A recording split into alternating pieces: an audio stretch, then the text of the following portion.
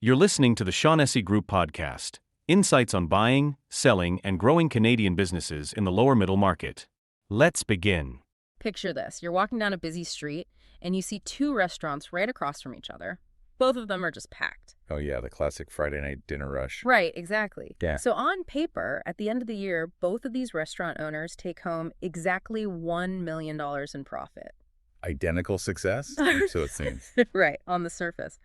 But then you look closer. Restaurant A is this tiny, incredibly efficient hole in the wall, small kitchen, highly trained, really lean staff. Yep.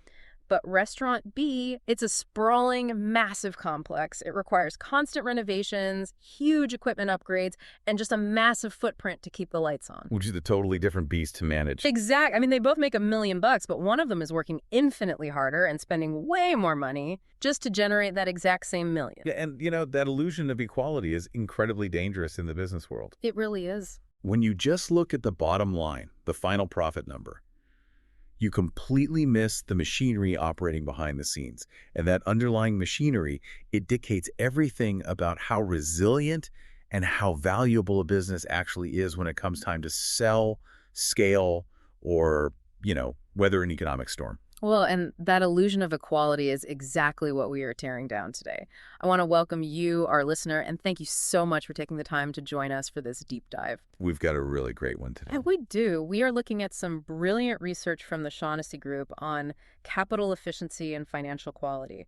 We're trying to figure out how sophisticated buyers, the really smart private equity firms and strategic acquirers out there, actually figure out if a business is truly valuable. It's basically the playbook for anyone building or thinking of selling a company. Definitely. And specifically, the insights we're exploring are drawn from part 3 of a massive 6-part series the Shaughnessy Group put together on selling a Canadian business. It's incredibly comprehensive. So comprehensive, they've actually compiled it into a book available on Amazon. You can find it at amazon.cad PB0GFXWJVXQ. Highly recommend checking that out. For sure. So just setting the stage for you here. If you casually follow the business press, you'd think a company's value is purely about how much profit it makes. Specifically, this acronym EBITDA gets thrown around constantly as the ultimate scoreboard. Oh, constantly. But today, we're going to learn why profit, why EBITDA is really only half the story, and why the real secret to a premium valuation lies in how efficiently a business uses money to make money.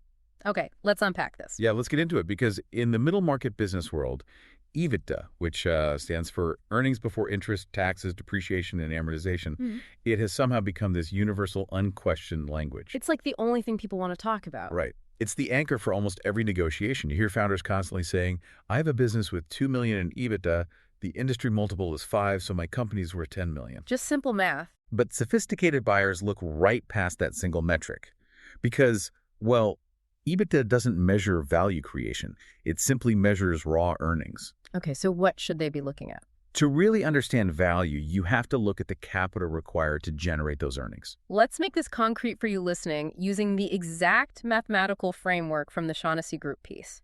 Imagine two middle market manufacturing businesses, Business A and Business B. Okay. They both generate $5 million in EBITDA. To a casual observer or a rookie investor, they look like identical twins. Just like your restaurant example. Exactly. But when you lift the hood, Business A only requires $10 million in equipment, facilities, and working capital to produce that $5 million in profit. Very lean. Right. But Business B, however, requires $25 million in investments. Maybe they have massive inefficient factories or just terrible inventory management to make that exact same $5 million. What's fascinating here is how buyers utilize metric called ROIC, return on invested capital, to spot the difference. ROIC. Yeah, this is the absolute true measure of business quality. It mathematically reveals the return generated on the capital tied up in the business. So it's not just what you make, it's what you use to make it. Precisely. So in your example, Business A takes $5 million in profit, divided by $10 million in invested capital. That is a 50% ROIC. That is an incredibly powerful engine. I mean, half of every dollar they've invested comes back as profit every single year. Which gives them incredible optionality. Now look at Business B. $5 million in profit divided by $25 million in invested capital. Oof. Yeah, that's a 20% ROIC.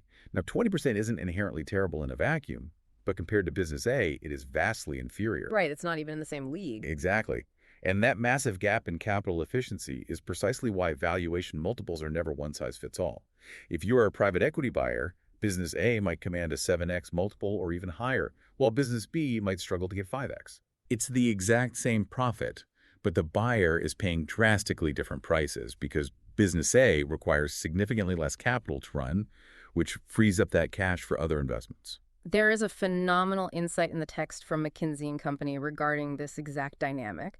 They point out a reality that kind of flies in the face of startup culture. Oh, the growth at all costs mindset. Yes. They say growth is actually only valuable if your ROIC is higher than your cost of capital. That is such a critical point. We constantly see businesses obsessed with top-line revenue growth at all costs. But, I mean, if it costs you 10% to borrow money or secure equity and your ROIC is only 8%, you are literally destroying economic value every time you expand. It's brutal math. It is. Growing a business with a fundamentally bad ROIC is like running faster on a treadmill that's going backward. You're sweating more, you're moving your legs faster, your revenue chart is going up and to the right, but you are losing ground and destroying shareholder value with every single step. Because growth is not a magic wand that fixes a broken business model. If the underlying engine is inefficient, growth simply amplifies the inefficiency until the whole thing collapses under its own weight. This is why sophisticated buyers spend weeks during due diligence tearing apart the balance sheet to calculate the true invested capital. So ROIC tells us if a business is creating value on paper, right, in the mathematical, theoretical sense. Yeah. But if I'm a buyer writing a check, theoretical value doesn't service my debt. How do they verify that this paper value is actually materializing in the real world? Well, that transition from theory to reality leads us to one of the oldest, most cynical, and most accurate sayings in accounting. I love this one. Cash is fact, profit is opinion. I want to pause on that because it's such a striking phrase. Profit is opinion. Most people, they assume that if a financial statement says a company made $1 million in net income, there is $1 million sitting in a checking account somewhere. Yeah, and it is a profound misconception. Really? Earnings metrics like EBITDA or net income are heavily influenced by accrual accounting rules. They're constructs. They can be manipulated legally by management's choices. Like how? Well, when you decide to recognize revenue from a multi-year contract, or how you calculate depreciation on your heavy machinery, or how you categorize certain research and development expenses, all of these choices alter your profit. I see. But free cash flow. That is a stubbornly real metric. Either the cash is physically in the bank account ready to be deployed, or it isn't. So the buyer is looking to see how much of that theoretical opinion actually translates into cold, hard fact. Exactly. They calculate something called free cash flow conversion. Okay. Essentially, they are asking for every dollar of profit you claim to make, how many cents actually end up as discretionary cash. They rely on a couple of key ratios. What's the first one? One is free cash flow to EBITDA. If your business generates $1 of EBITDA, but only 40 cents of free cash flow, there's a 40% conversion rate, which generally indicates a highly capital-intensive, sluggish business. Yikes. So what should it be? You'd want to see something much closer to 80 or 90%. Okay, that makes sense. And the other critical ratio is free cash flow to net income, which over time should actually track above 100%.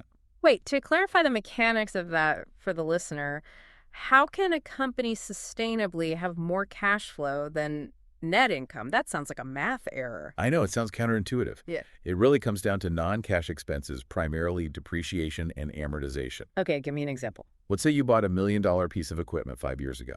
Accounting rules allow you to deduct a portion of that cost, say $200,000 from your net income every year for tax purposes. Right. That depreciation artificially lowers your net income on paper, but you aren't actually writing a new check for $200,000 this year. You already bought the machine. Okay. So your actual cash flow in the current year will be higher than your bottom line net income. Here's where it gets really interesting. If a business is standing at the negotiation table, claiming millions in profit, but their free cash flow conversion is sitting at that dismal 40% mark, where is the other 60% going? Who is eating all that cash before it hits the bank? The cash is usually being devoured by the company's capital intensity, which essentially falls into two buckets. Mm-hmm. Capital expenditures, known as CapEx, and working capital. Okay. And sophisticated buyers draw a very strict, unforgiving line between two types of CapEx. What's the first one? The first is maintenance CapEx. This is the money you are forced to spend just to keep the lights on and stop the wheels from falling off. So not sexy stuff. Not at all. Think of buying replacement tires for a fleet of delivery trucks, fixing a leaky roof at the factory, or updating basic software licenses. This spending doesn't add a single dollar of new revenue.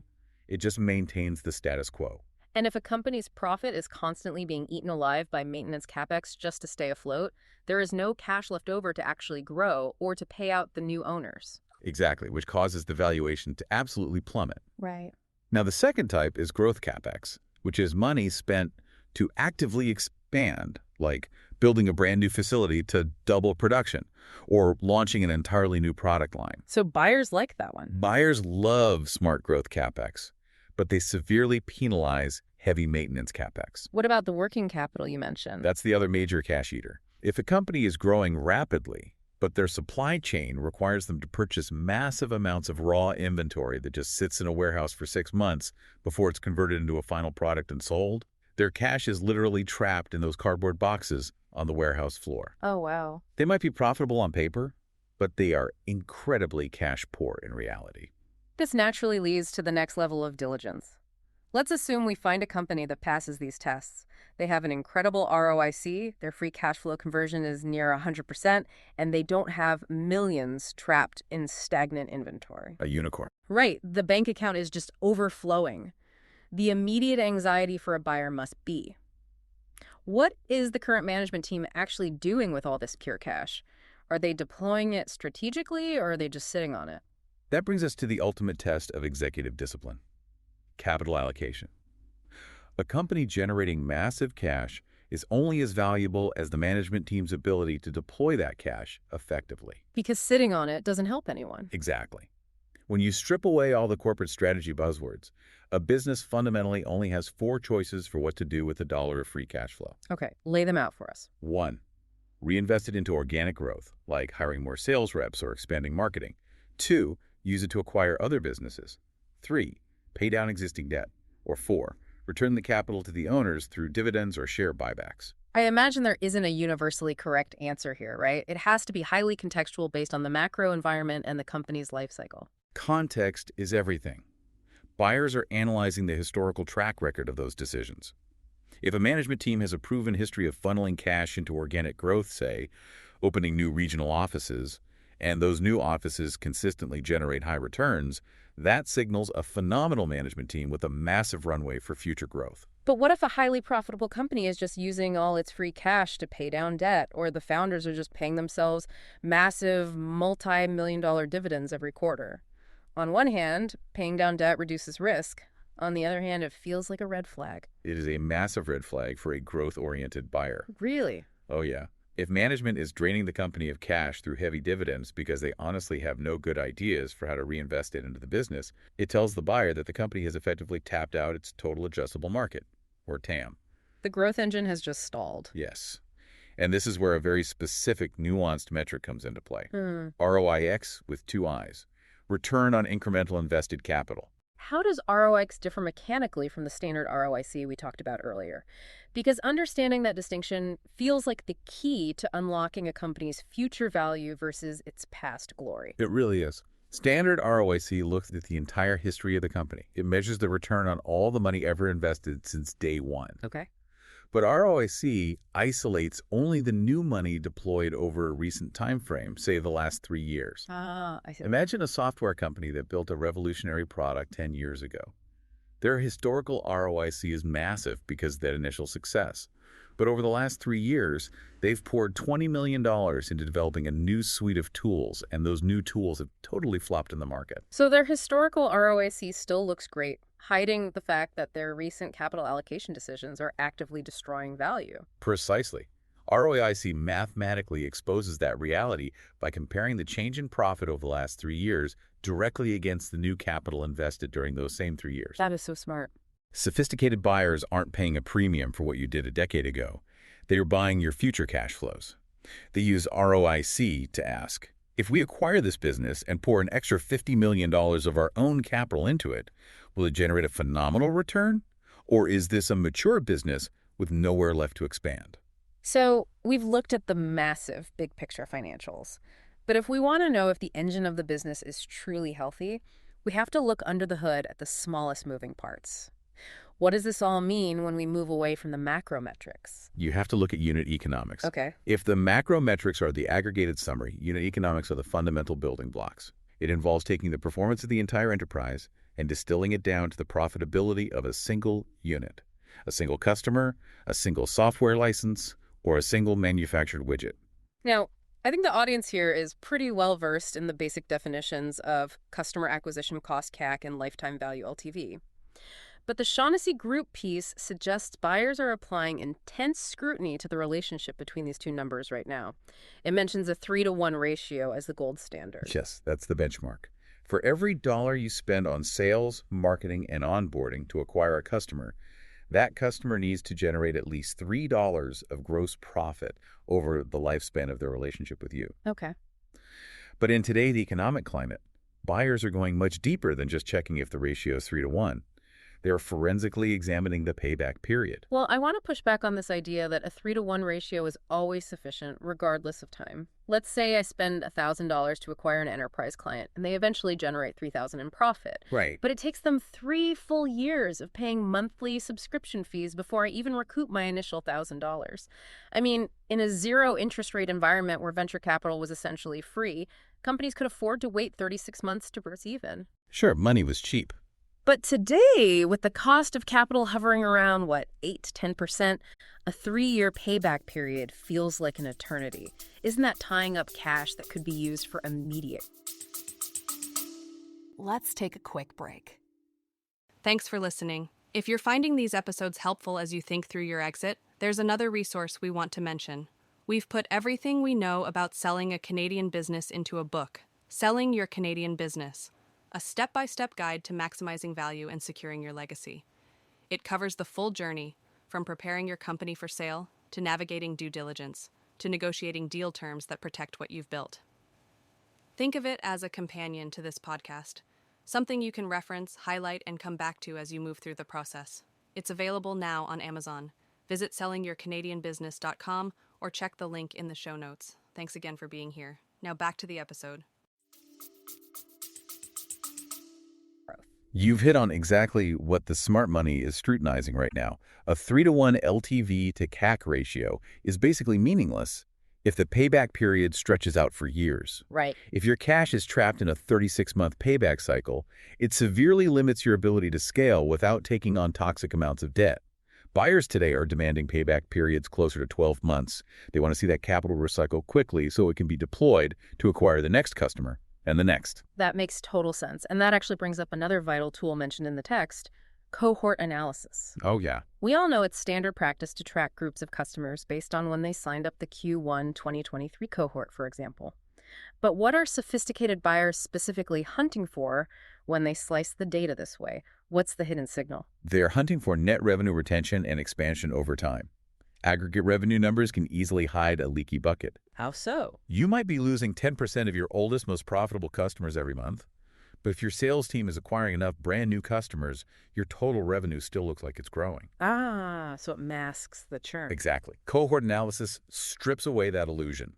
A buyer wants to look at the Q1 2022 cohort and see that those specific customers are spending more money with you today than they did the year they signed up. They want to see that your product is so sticky and your upselling is so effective that the cohort actually becomes more valuable over time, despite inevitable churn. Exactly. And particularly for Canadian businesses, which this Shaughnessy Group series focuses on, buyers are running severe stress tests on these unit economics against external macro risks. You're like, what? They are modeling out tariff exposure and currency fluctuations. So what does this all mean? That is a crucial point for cross-border operations. If you are a Canadian manufacturer sourcing raw steel from the U.S., you are buying in U.S. dollars.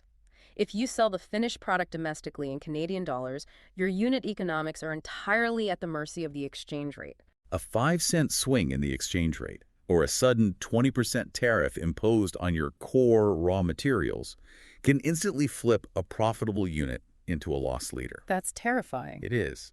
Sophisticated buyers aren't just looking at what your unit economics are today. They are stress testing what those economics will look like if the geopolitical landscape shifts tomorrow. They want to know if you have the pricing power to pass those increased costs onto your customers, or if your margins will simply be crushed. Okay, so you've got amazing ROIC, great cash flow, and perfect unit economics. Let's bring this all together. You're a founder. You've built this remarkably capital-efficient engine. Your ROIC proves you know how to allocate capital, and your unit economics have survived every macro stress test. You have the perfect business. Sounds like a dream. Now you have to actually prove all of this to a deeply skeptical, highly resourced buyer. Enter the quality of earnings report, universally known in the M&A world as a Q of E. Now, if we connect this to the bigger picture, a lot of founders assume a Q of E is essentially just a rigorous audit. They think the buyer is just sending in CPAs to make sure the tax returns are filed correctly and the inventory actually exists. But the source material makes it clear that this is a fundamentally different exercise. Oh, completely different. What are these financial investigators actually doing? An audit is an exercise in historical compliance. It verifies that your financial statements adhere to standard accounting rules. Right. A quality of earnings report is an economic investigation into the future. The primary mechanism of a Q of E is identifying normalizing adjustments. The buyer's team is aggressively tearing apart your historical financials to strip away anything that isn't a pure, ongoing operational reality, because they need to model out the true cash flow they will inherit the day after the transaction closes. Give us an example of how a normalizing adjustment physically changes the valuation. Let's look at owner compensation. Often, founders of highly profitable private companies pay themselves a salary well below market rate to keep cash in the business, while maybe running a bunch of personal expenses like cars or travel through the company. Pretty common. Very common. An auditor doesn't particularly care as long as it's documented. But a buyer running a Q of E will look at that and say, if we buy this company, we have to hire a professional CEO for $400,000 a year, and we won't be expensing personal cars. Ah, I see. They will manually adjust the historical earnings to reflect the true cost of running the business under institutional ownership.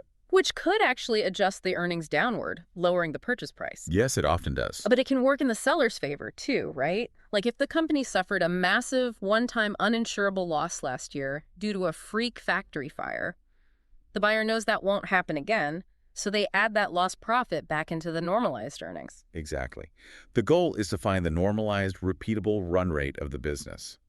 And this leads to perhaps the most actionable strategic advice in the entire Shaughnessy Group piece. Do not wait for the buyer to run this process on you. The smartest founders commission a sell-side Q of E 18 to 24 months before they even think about going to market. Wait, really? Why burn the capital to do it so far in advance? Because it shifts the leverage entirely back to the seller. If you run a sell-side Q of E 2 years early, and the financial advisors uncover a glaring issue, say your revenue recognition policy for long-term contracts is completely misaligned with industry standards, or your working capital is incredibly bloated, you have 24 months to fix the plumbing. Oh, wow. That makes a lot of sense. By the time you sit at the negotiation table, you hand the buyer a clean, professionally vetted, transparent financial narrative. It basically eliminates the diligence discount. If a buyer finds skeletons in your accounting closet during their own Q of E, they will use the uncertainty to demand a massive reduction in the purchase price. By doing it early, you de-risk the asset, and in the M&A world, lower risk directly translates to a higher valuation multiple. It is the ultimate flex of financial quality. We have covered an immense amount of strategic ground today. To synthesize this for you listening, EBITDA is nothing more than the starting line. It's just the shiny paint job on the vehicle. Right. True economic value, the kind that commands premium multiples from the smartest buyers in the world, is all about the machinery under the hood. It's about achieving incredible capital efficiency and a high ROIC. It's about proving your profit isn't an accounting fiction by maintaining a high free cash flow conversion rate. It's about demonstrating a disciplined capital allocation strategy through a strong ROIC. And having the rock-solid unit economics that prove your growth is actually compounding value rather than destroying it. Which leaves us with a critical diagnostic question that everyone listening should apply to their own organization today. Let's hear it. Think about the company you own or the division you lead. If a bank handed you an extra $1 million in pure cash tomorrow morning, Do you conceptually and mathematically know exactly where you would deploy it to guarantee a return that significantly exceeds your cost of capital? That's a tough question. Because if you don't know the answer to that question, you might have a great earnings story, but you do not yet have a value creation story. That is a phenomenal, highly practical thought to leave on. A huge thank you to the Shaughnessy Group for providing the rigorous research and frameworks that powered today's deep dive. As a reminder, the source material we unpacked today is just part 3 of a comprehensive 6-part series on selling a Canadian business. The fantastic material. The entire guide is a masterclass in middle market M&A, and it's available in full as a book on Amazon. You can grab your copy at amazon.cad.pb0gfxwjvxq. It is truly essential reading for anyone navigating the complexities of scaling or exiting a business. Completely agree. And you can find more of their great resources, including deep dive articles and industry insights, over at their website. Just head to Shaughnessy.group. Once again, that's Shaughnessy.group. Thank you so much for taking the time to learn with us today. We hope this gave you a powerful new lens through which to view your own financial strategy. We'll see you next time, and until then, keep looking under the hood. This podcast is for informational purposes only and is not professional advice. Consult qualified advisors for your specific situation.